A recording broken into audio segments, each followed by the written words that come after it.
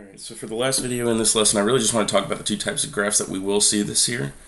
The first is a scatter plot, where you just have just a random set of points just plotted all over the graph. There's no real order to them.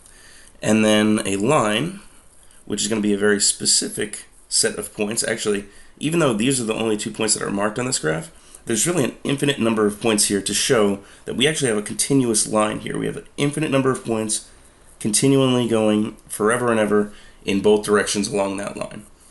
So this is very orderly, and actually it's going to be measured with an equation. There's an equation that we can use to just directly show all of those points, where this is not as easily described with an equation.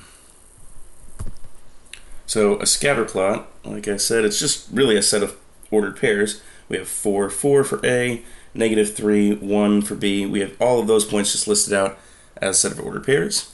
The mapping is just like we showed. We have -3 going to 1, because that's the ordered pair here. X and Y of -3 and 1. We draw that arrow to represent that that's an ordered pair. We also show it in the table, -3, 1, and there is no equation to actually model this accurately on a graph. Whereas when we have this pattern, actually I'm going to connect those to draw that line. Really, we should have a line connecting these, showing that we have points all along here. Even if there's not a dot there, actually this line shows that we have points all along here that are on that line.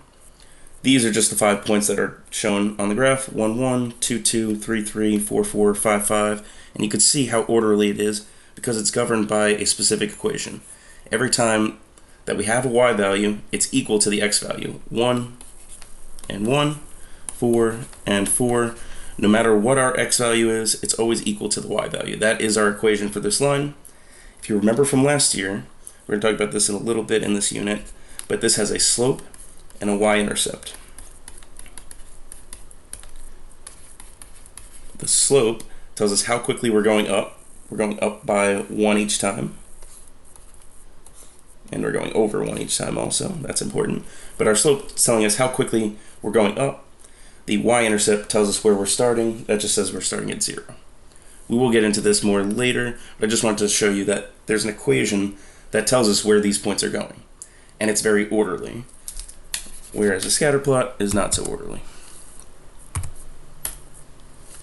Alright, so we're going to complete that mapping from the graph. And then on the next slide, you're going to complete this table from the graph. So using the line and the scatter plot, just complete those two representations of those ordered pairs.